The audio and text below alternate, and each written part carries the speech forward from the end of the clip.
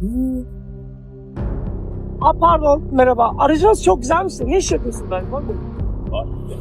When the name Necati Arabaci is mentioned in Europe's criminal underworld, it is often spoken quietly, cautiously, and with an unmistakable sense of fear. To many, he is known as Sihanim Necati, a figure whose name has been tied for decades to violence, organized crime, drug trafficking, intimidation, and one of the most infamous motorcycle gangs in the world, the Hells Angels. His story is not a simple tale of crime, but a long, complex journey that stretches across Germany, Spain, Turkey, Monaco, South America, and the darkest corners of Europe's underground economy. The Hells Angels. From motorcycle club to criminal empire, the Hells Angels, originally founded as a motorcycle club, have long been associated with criminal activity in many countries. While some chapters portray themselves as social clubs, others have evolved into structured criminal organizations involved in drugs, weapons, prostitution, extortion, and murder. In Germany, the Hells Angels became one of the most powerful outlaw motorcycle gangs, and within that structure, Necati Arabaci rose to a position few others ever reached. The German chapters of the Hells Angels developed their own unique character throughout the 1980 and 1997. Unlike their American counterparts, who often operated in rural or suburban areas, the German Hells Angels embedded themselves deeply within urban centers. They recognized that Germany's economic prosperity, combined with its central location in Europe, made it an ideal base for both legitimate business and criminal enterprise. The organization's structure was deliberately hierarchical and militaristic. Full members, known as full patch members, enjoyed privileges and responsibilities that came only after years of proving loyalty. Prospects and hangarounds occupied lower rungs, performing tasks that ranged from mundane errands to violent enforcement. This pyramid structure ensured discipline while creating layers of insulation between leadership and criminal activity. What made the German Hells Angels particularly formidable was their ability to recruit from diverse immigrant communities. Turkish, Kurdish, Albanian, and Eastern European members brought international connections, linguistic abilities, and cultural knowledge that proved invaluable for expanding operations across borders. This multicultural composition also made infiltration by law enforcement extraordinarily difficult. Early years. The making of a criminal. Necati Arabaci criminal journey began in the late 1980s and early 1990s, a period when Germany was experiencing an influx of migrant communities and an expanding nightlife industry. Nightclubs, brothels, and entertainment venues became ideal environments for organized crime to flourish. Necati Arabaci, still very young at the time, entered this world through security work at nightclubs connected to criminal groups. What appeared on the surface as legitimate employment was, in reality, the entry point into a violent hierarchy governed by fear and loyalty. Born into a Turkish immigrant family, Arabaci grew up navigating two worlds. His family had come to Germany seeking economic opportunity, part of the wave of Turkish guest workers who arrived in the 1960s and 1970s. Like many second-generation immigrants, Arabaci experienced the tension between traditional family expectations and the reality of life in Germany, where economic prospects for young immigrants were often limited. The neighborhoods where Arabaci spent his formative years were characterized by economic hardship, cultural isolation, and limited opportunities for upward mobility through conventional means. Schools in these areas struggled with overcrowding and underfunding. Youth unemployment rates were high, particularly among immigrant communities. For many young men in similar circumstances, the choice seemed clear: low-wage labor with little prospect of advancement, or the promise of respect, money, and power offered by the criminal underworld. Arabaci's entry into organized crime was not immediate or dramatic. It began, as it often does, with small steps. Working as a doorman at nightclubs put him in contact with individuals who operated on both sides of legality. He observed how certain clubs operated protection rackets, how conflicts were resolved through intimidation rather than dialogue, and how loyalty was rewarded while betrayal was punished swiftly and violently. His physical presence and demeanor made him effective in this role. He was imposing without being reckless, intimidating without being theatrical. Club owners appreciated his ability to handle difficult situations without creating unnecessary attention. Criminal elements recognized someone who could be useful, someone who understood the unspoken rules of their world. By the age of 18, Necati Arabaci was already deeply embedded in criminal operations. Within the Hells Angels structure, he became part of a subgroup composed largely of Turkish immigrants. These groups were often tasked with enforcing rules, collecting protection money, intimidating business owners, and ensuring that nightclubs and brothels operated under gang control. Arabaci quickly distinguished himself as disciplined, ruthless, and highly effective. Unlike some of his contemporaries who craved attention and displayed wealth ostentatiously, Necati Arabaci understood the value of discretion. He dressed modestly, avoided unnecessary confrontations, and cultivated an image of quiet professionalism. This approach earned him respect from senior gang members who valued reliability over showmanship. His effectiveness came from an unusual combination of qualities. He could be charming and personable when the situation required diplomacy, but he could switch to cold intimidation without hesitation when force was necessary. Business owners who met him often described a sense of unease, an intuitive recognition that this was someone not to be trifled with, even when his words were polite and his manner calm. Rise to power. The 1990 expansion. During the 1990s, Arabaci's rise accelerated rapidly. Protection rackets became one of his main sources of power. Business owners who refused to pay were threatened, beaten, or forced out. Brothels and nightclubs that resisted were vandalized or violently taken over. Women were manipulated, blackmailed, and coerced into prostitution, often through threats against their families. These methods generated enormous income and expanded Arabaci's influence across multiple German cities. The mechanics of these protection operations were both simple and terrifyingly effective. Arabaci's representatives would approach business owners with an offer of security services. The implication was clear: pay for protection or face the consequences. Those who refused would initially experience minor incidents, graffiti, broken windows, fights among customers that mysteriously escalated. If resistance continued, the response became more severe. One nightclub owner in Cologne who refused to cooperate found his establishment targeted repeatedly. First came anonymous complaints to city authorities about noise violations and fire code issues. Then customers began reporting their cars vandalized in the parking lot. When these tactics failed to persuade, a fight broke out inside the club that resulted in significant property damage and injuries. Within weeks, the owner capitulated, agreeing to pay monthly fees and allow Arabaci's associates to operate within his establishment. The prostitution operations were particularly insidious. Women, many of them from Eastern Europe, arrived in Germany with promises of legitimate work as waitresses, dancers, or hotel staff. Upon arrival, they discovered a far different reality. Their passports were confiscated, debts were manufactured, and threats against family members back home ensured compliance. Those who attempted to escape or contact authorities faced brutal retaliation. Arabaci's organization didn't directly manage these women in most cases. Instead, they controlled the venues where prostitution occurred and took percentages from those who did manage the women directly. This created layers of separation between Arabaci and the actual crimes, making prosecution exceptionally difficult. One pivotal moment came in 1995 when Arabaci reportedly prevented an armed attack against a senior Hells Angels figure. This act of loyalty elevated his status within the organization. Shortly afterward, he assumed leadership roles over key territories, including Cologne, Elsdorf, and Leverkusen.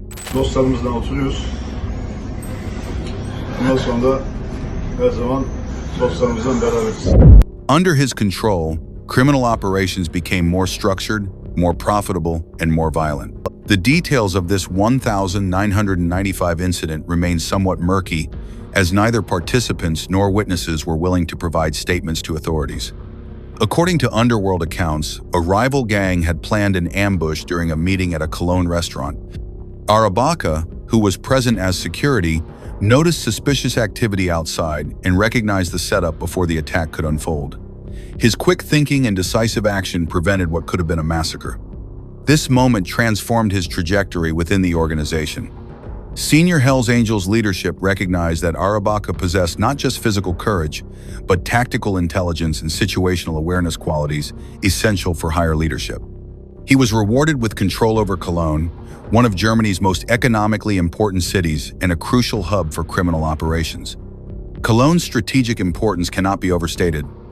As one of Germany's largest cities and a major center for media, finance, and transportation, it offered countless opportunities for both legitimate and illegitimate enterprise.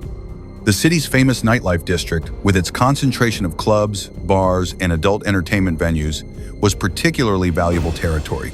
Control over Cologne meant access to millions of euros in annual revenue from protection, prostitution, drug sales, and money laundering.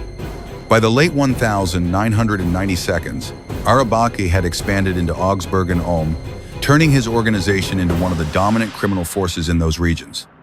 Rival gangs attempted to challenge him, but most were either absorbed, defeated, or eliminated. Violence became a regular tool, and intimidation ensured silence. Law enforcement agencies struggled to penetrate the organization due to fear, lack of witnesses, and the gang's strict internal discipline. The expansion into Augsburg and Ulm followed a deliberate strategy. Rather than attempting to control every aspect of criminal activity in these cities, Arabaci focused on high-value targets, establishments that generated significant cash flow and could be used for money laundering. He formed strategic alliances with local criminal elements, offering them continued operation in exchange for a percentage of profits and adherence to his rules. Those who refused these arrangements faced systematic campaigns of intimidation and violence. One Augsburg club owner who resisted found himself targeted not just professionally but personally. His car was firebombed, his children followed to school, his wife approached by strangers who made veiled threats. Within a month, he sold his business at a fraction of its value and left the region entirely. The godfather of Cologne, peak of power. As the new millennium approached, Necati Arabaci was no longer just a gang leader. He had become a symbol of power in Germany's criminal underworld. By 2001, he was widely referred to as the Godfather of Cologne. His organization controlled dozens of nightclubs and brothels, and where he did not own businesses outright, he collected protection money. These earnings were laundered through legitimate enterprises, creating the appearance of lawful income. The scale of his operation at this peak period was staggering. Conservative estimates suggested that his organization controlled or influenced over 50 establishments across Western Germany.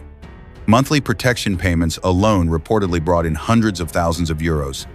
Add to this the profits from prostitution, drug sales, and legitimate businesses used for laundering, and Arabaci's criminal empire was generating millions annually. His money laundering operations displayed considerable sophistication. Cash from illegal activities would be funneled through nightclubs and restaurants, where it could be legitimately reported as revenue from food, drinks, and entertainment. These businesses would show profits that, while high, weren't so exceptional as to trigger immediate suspicion from tax authorities. Beyond hospitality, Arabaci invested in car dealerships, import-export companies, and real estate. Luxury vehicles would be purchased with cash, used briefly, and then sold, creating a paper trail of legitimate transactions. Import-export businesses provided cover for international money transfers and shipments that might contain more than the declared merchandise. Real estate was particularly valuable for long-term wealth preservation. Properties purchased with laundered money would appreciate over time, creating clean assets that could be sold or mortgaged for additional capital. Arabaci acquired apartments, commercial properties, and land across Germany, often using shell companies and nominees to obscure. His lifestyle during this period reflected his status, though he remained more subdued than some of his contemporaries. He drove expensive but not ostentatious vehicles, wore quality clothing without obvious designer labels, and maintained residences that were comfortable but not palatial. This restraint served multiple purposes. It avoided unnecessary attention from authorities, and it projected an image of professional businessman rather than flashy criminal. Those who met Arabaci during his peak years often described a man who seemed almost ordinary. He was polite in conversation, well-spoken, and capable of discussing legitimate business matters with apparent knowledge and interest. This unremarkable exterior concealed the ruthlessness that had built his empire and maintained his control. International drug trafficking, the Colombian connection. Around this time, Arabaci entered the international drug trade. Through connections made during a short prison sentence for document fraud, he established contact with South American drug cartels. These relationships would transform his organization from a regional criminal network into an international trafficking operation. Cocaine shipments began moving from Colombia to Spain and then onward to Germany. The prison sentence that led to these connections was relatively brief, several months for passport and document irregularities. However, those months proved extraordinarily valuable. In prison, Arabaci encountered individuals with connections to South American trafficking organizations. These weren't low-level dealers, but sophisticated operators with established roots and relationships. The drug trade represented a significant escalation in both risk and reward. While protection rackets and prostitution generated steady income, cocaine trafficking offered profits on an entirely different scale. A single successful shipment of several hundred kilograms could generate more profit than months of traditional operations. However, it also attracted far more intense scrutiny from law enforcement and carried much harsher penalties. Arabaci approached this new venture with characteristic caution and planning. Rather than immediately attempting large-scale operations, he began with smaller test shipments to establish trust and refine logistics. Colombian suppliers needed assurance that their product would be received, distributed, and paid for. Arabaci needed confidence that his new partners could deliver quality product consistently. The logistics of international cocaine trafficking are extraordinarily complex. Product must move from production facilities in Colombia to ports or airports, where it is concealed in legitimate cargo or transported through more clandestine means. From South America, it typically travels to entry points in Europe, Spain being particularly favored due to linguistic connections and established trafficking routes. To conceal these operations, Arabaci created front companies involved in fruit and vegetable imports. For a period, these companies conducted legitimate trade to avoid suspicion. Eventually, they became vehicles for smuggling large quantities of cocaine across Europe. Spain served as a critical entry point, with shipments distributed along routes controlled by Arabaci's network. The fruit and vegetable import business was ingenious in its simplicity. Such shipments are common, voluminous, and perishable, which means they typically receive expedited handling and less thorough inspection. A container filled with thousands of pounds of produce could easily conceal dozens of kilograms of cocaine without detection, especially if the concealment was sophisticated. Arabaci's companies would import bananas, pineapples, and other tropical fruits from Colombia and neighboring countries. These were legitimate products sold to German wholesalers and retailers. However, some containers included special cargo: cocaine packaged in waterproof materials and concealed within hollowed-out produce, hidden compartments in shipping containers, or mixed with legitimate products in ways that required insider knowledge to detect. At the Spanish end, Arabaci had established relationships with local receiving teams who would take delivery of containers, extract the cocaine, and forward the drugs to Germany through various means: private vehicles with hidden compartments, trains, commercial trucks, even private aircraft in some cases. The legitimate produce continued on to its stated destination, providing cover for the operation. The scale of this operation grew rapidly. What began with shipments of 10 or 20 kilograms soon expanded to hundreds of kilograms at a time. At its peak, Arabaci's organization was allegedly moving several tons of cocaine annually into Europe. The profits were enormous. Cocaine purchased in Colombia for a few thousand euros per kilogram could be sold in Germany for 10 times that amount or more. The fall. Operation and arrest.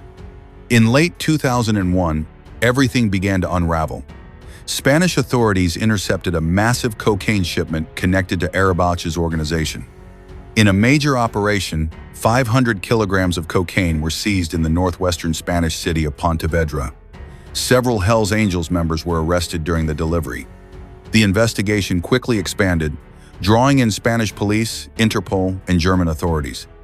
The Pontevedra seizure was the result of months of surveillance and intelligence gathering.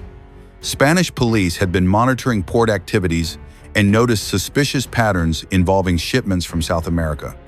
Certain containers consistently attracted the same receivers, who appeared to have no legitimate business requiring such imports. Electronic surveillance captured conversations that, while coded, suggested criminal activity. When authorities finally moved, they did so with overwhelming force. More than 50 officers participated in the raid, supported by specialized units. The arrest scene was dramatic cocaine worth millions of euros spread across multiple vehicles, suspects attempting to flee, evidence of sophisticated packaging and concealment methods. As investigators traced the shipment's origins, they uncovered a complex web of shell companies, logistics firms, and financial transfers. At the center of it all was Necati Arabaci. Evidence suggested that he had overseen both the transportation of drugs and the laundering of profits through businesses across Spain and Germany. The investigation revealed layers of corporate structures designed to obscure ownership and control. Company A owned shares in Company B, which had contracts with Company C, which employed individuals who actually handled logistics. Bank accounts in multiple countries received transfers that appeared to be payment for legitimate services, but actually represented drug proceeds. Phone intercepts captured conversations between Arabaci and his associates. While he was careful not to explicitly discuss illegal activities, the coded language was transparent to investigators. References to shipments, packages, and delivery schedules that didn't correspond to any legitimate business activity made the criminal intent clear. In 2002, German authorities arrested Necati Arabaci following a large-scale investigation led by a specially formed police unit. His arrest marked one of the most significant blows ever dealt to the Hells Angels in Germany. Dozens of associates were detained, and his Spanish connections were dismantled. The arrest operation itself was carefully choreographed. Authorities had been preparing for months, gathering evidence and coordinating with multiple agencies. When they finally moved, they executed simultaneous raids across multiple locations. Arabaci's residences, his businesses, properties owned by associates, and clubhouses used by his organization. At Arabaci's primary residence, investigators found evidence of lavish wealth, expensive jewelry, large amounts of cash in various currencies, documents related to properties and businesses across Europe. More importantly, they discovered phones, computers, and records that would provide crucial evidence for prosecution. The scope of the investigation became clear as arrests continued over subsequent weeks. More than 70 individuals were detained, ranging from senior Hells Angels members to low-level couriers and money launderers. The organizational chart that emerged showed a sophisticated criminal enterprise with clear hierarchies, specialized roles, and international reach. However, Arabaci's arrest did not end the danger. During his trial, prosecutors revealed that he had allegedly ordered assassination attempts against officials involved in the case. Death threats were issued, and one German prosecutor was forced to flee the country under state protection.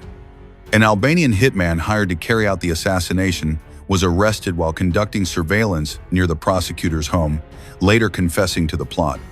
The assassination plot revealed the extent to which Arabaci would go to protect himself and intimidate opponents. According to the hitman's confession, he had been offered a substantial sum, reportedly over 100,000 euros, to eliminate the prosecutor. He had been provided with detailed information about the target's movements, home address, and daily routines. The would-be assassin had spent weeks conducting surveillance, photographing the prosecutor's residence, noting patterns in his schedule, and planning the attack.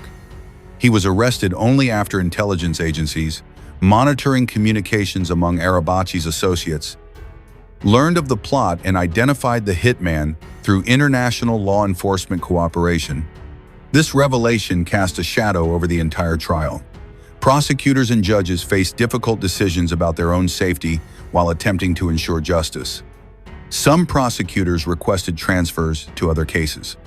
Additional security measures were implemented around courthouses and for officials' families. The trial itself became a target of intimidation, with witnesses threatened and defense attorneys pushing procedural boundaries to delay and disrupt proceedings.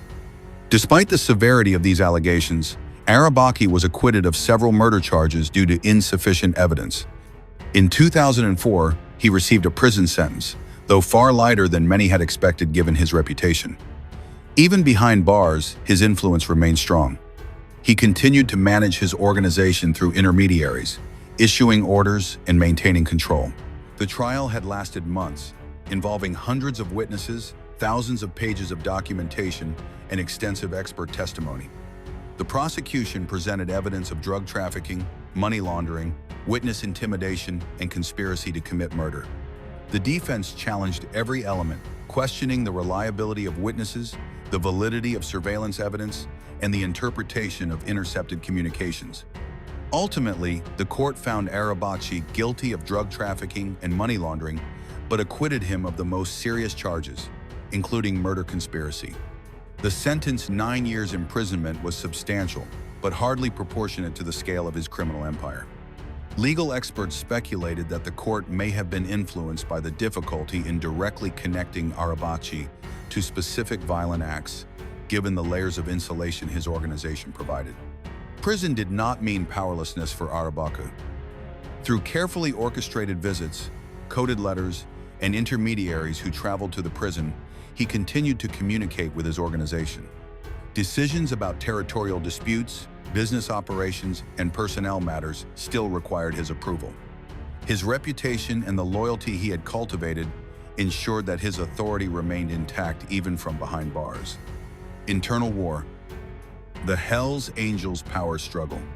While Arabaci was imprisoned, the balance of power within the Hells Angels shifted dramatically. The arrest of the German Hells Angels leader created a leadership vacuum, triggering a violent internal struggle. Rival factions clashed in bars, nightclubs, and streets across Germany. Shootings, beatings, and bomb attacks followed. The power struggle was fueled by competing ambitions and long-simmering resentments. With Arabaci imprisoned and unable to directly control events, various lieutenants and rival leaders saw opportunity. Some believed they deserved greater authority and a larger share of profits. Others saw a chance to settle old grudges or expand their own territories. The violence began with relatively minor confrontations, shouting matches at clubhouses, shoving incidents at parties. These quickly escalated.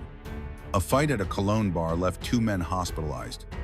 A week later, shots were fired at a Frankfurt nightclub, wounding 3. Retaliation followed retaliation, as each side sought to demonstrate strength and punish perceived disrespect. Frankfurt became a major battleground. The city's global importance ensured that violence there attracted international media attention. Police responded with aggressive operations, arresting dozens of Hells Angels members and attempting to prevent the conflict from spiraling further. One particularly violent incident occurred outside a Frankfurt nightclub in 2004. 2 groups of Hells Angels members, representing different factions, encountered each other in the club's parking area. Words were exchanged, then weapons drawn. The resulting gunfight left 1 man dead and several others wounded. Witnesses described a chaotic scene with dozens of shots fired and people diving for cover. The dead man was a respected figure within one faction, which guaranteed retaliation. Within days, a bomb exploded outside the clubhouse of the opposing group, causing extensive property damage, but fortunately no deaths. The bombing represented a dangerous escalation. It was indiscriminate, potentially lethal to bystanders, and demonstrated a willingness to use military-grade violence. Police response was swift and comprehensive. Specialized units raided clubhouses across Frankfurt and surrounding areas. Dozens of Hells Angels members were arrested on various charges: weapons violations, assault, attempted murder. Authorities seized firearms, explosives, and documents that revealed the extent of the internal conflict. Despite calls from Hells Angels leadership to end the bloodshed, tensions persisted. Arabaci, still directing operations from prison, became a central figure in these power struggles. His rivals viewed his continued influence as a threat, while his supporters saw him as the rightful leader. The International Hells Angels organization attempted to mediate. Senior members from American chapters traveled to Germany to broker peace. Meetings were held where various factions presented their grievances and demands. However, the fundamental issue remained: who would control the lucrative German criminal operations, and would Arabaci's imprisonment permanently diminish his authority? Some factions argued that Arabaci's time had passed, that his arrest proved he had become careless and that new leadership was needed. His supporters countered that his imprisonment was the result of extraordinary law enforcement efforts and that no leader could have avoided it indefinitely. More importantly, they argued that Arabaci's experience, connections, and strategic thinking remained invaluable. The conflict also had an ethnic dimension.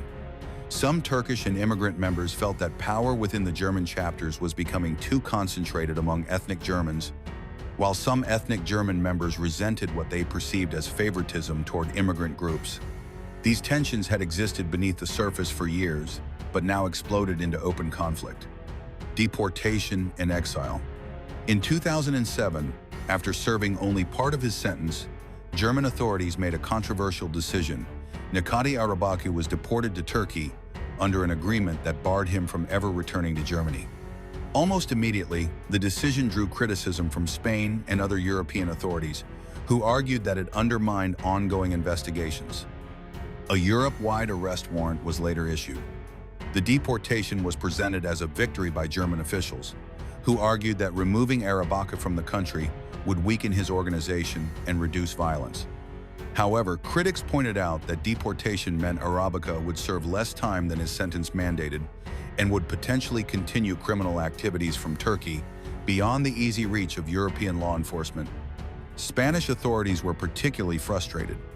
They had been building cases against Arabaci for additional trafficking operations and believed that he possessed information about other major criminal figures. His sudden deportation ended any possibility of further cooperation or prosecution in Spain. The European arrest warrant was issued based on outstanding charges in multiple countries, but its practical effect was limited. Turkey, while cooperating with European authorities on many matters, was under no obligation to extradite its own citizens. Arabaci, once in Turkey, was effectively beyond the reach of European prosecution. After his deportation, Arabaci settled in Çeşme, Turkey. Contrary to expectations, exile did not weaken him. Instead, it allowed him to operate with greater freedom. From Turkey, he continued to manage his networks across Europe, expanding his reach into new territories. Çeşme, a coastal town known for its beautiful beaches and resort atmosphere, seemed an unlikely base for international criminal operations. However, its very ordinariness provided cover. Among the tourists and retirees, Arabaci could live quietly without attracting attention. The town's proximity to the Aegean coast also offered maritime access to smuggling routes connecting Turkey with Greece and the wider Mediterranean. He soon established Hells Angels MC Turkey Nomads, a group that operated independently from the official Hells Angels structure, but was nonetheless recognized by many chapters. This move allowed Arabaci to consolidate power while maintaining distance from direct oversight. The creation of this Turkish chapter was strategically brilliant. It provided an official-seeming organization that could conduct legitimate activities, motorcycle rallies, charity events, social gatherings while serving as cover for criminal operations. The Nomads designation, traditionally used for Hells Angels members who operate across multiple territories rather than being based in one location, perfectly suited Arabaci's international operations. Turkish Hells Angels members could travel throughout Europe, ostensibly for club business, attending rallies, visiting other chapters, participating in events. These trips provided opportunities for meetings with criminal associates, transportation of contraband, and oversight of operations. European authorities could observe these activities, but had limited grounds for intervention if no specific crimes were being committed. Over the following years, Arabaci's organization expanded internationally.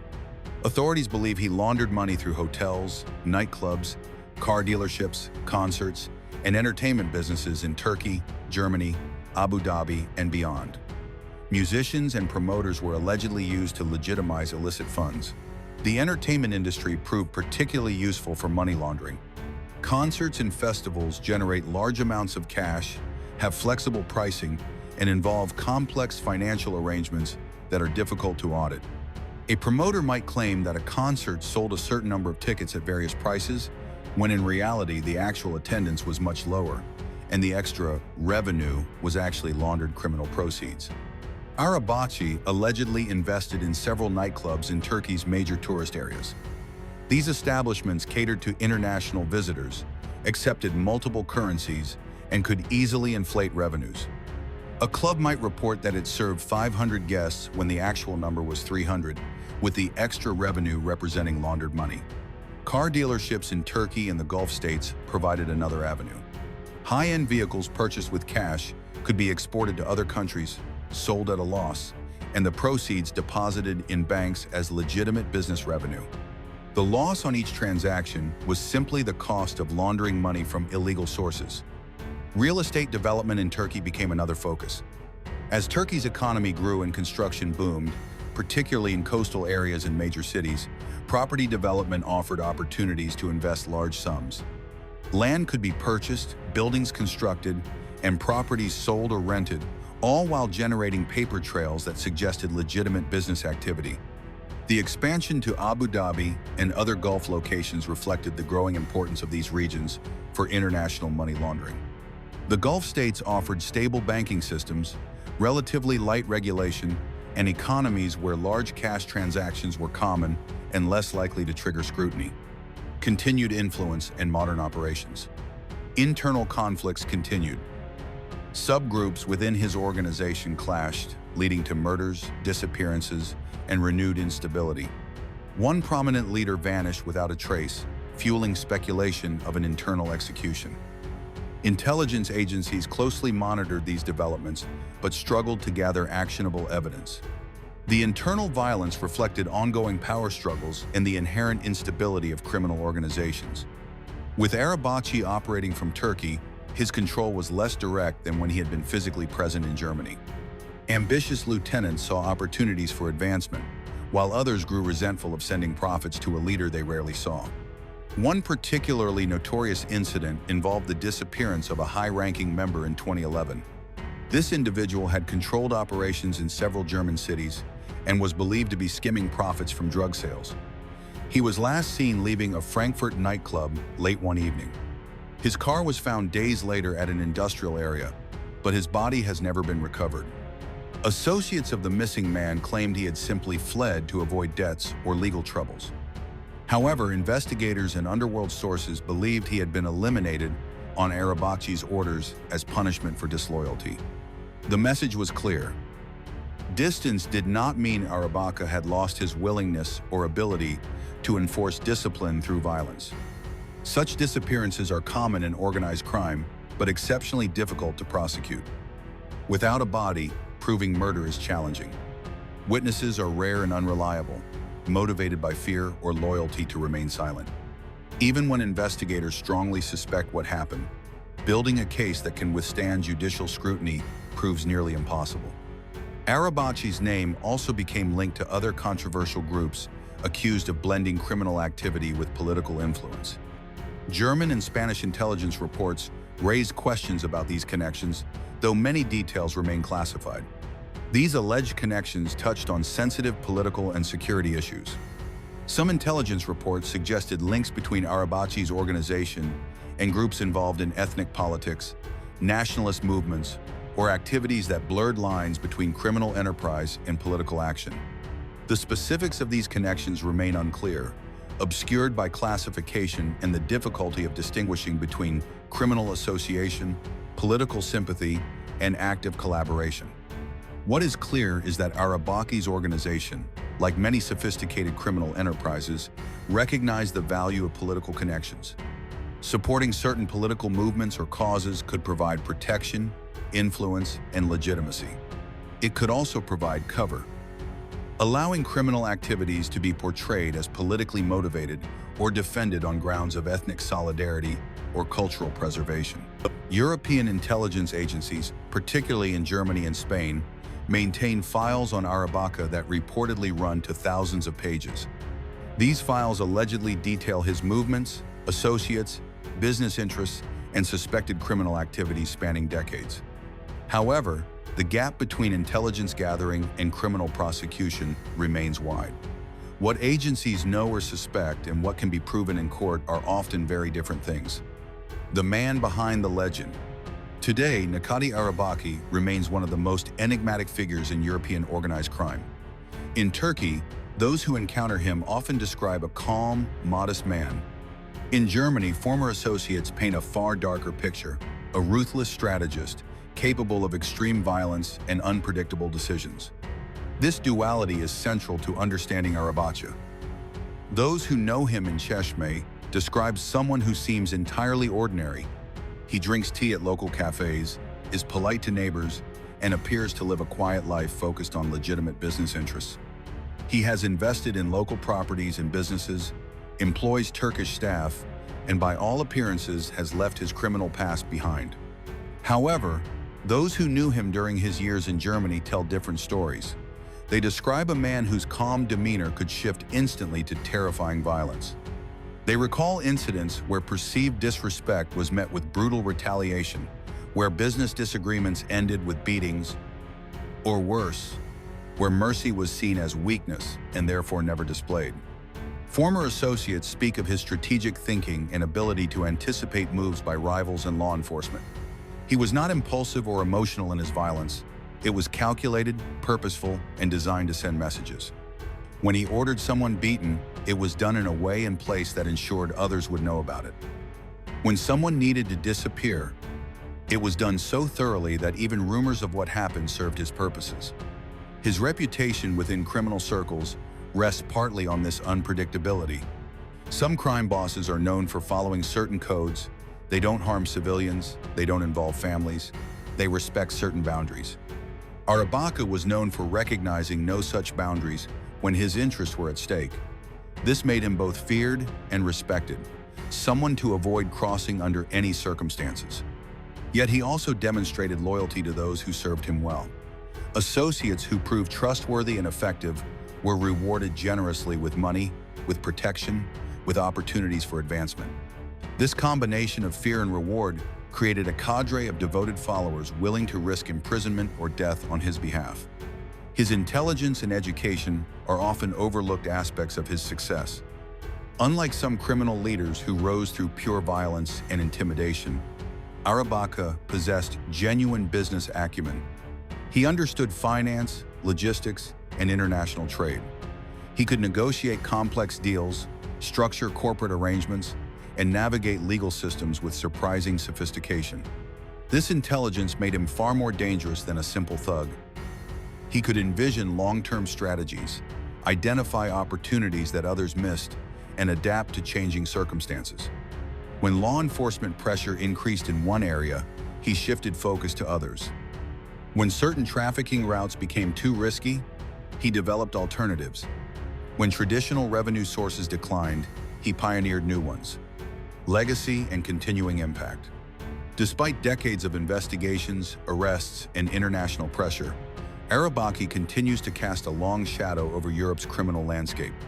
Known still as the Godfather of Cologne, his story is far from over. And as history has shown time and again, the silence surrounding his name may be more dangerous than any headline. The organizations and networks he built continue to function, even if his direct control has diminished. The model he pioneered, combining traditional organized crime with sophisticated money laundering, international connections, and legitimate business fronts, has been copied by countless other criminal enterprises.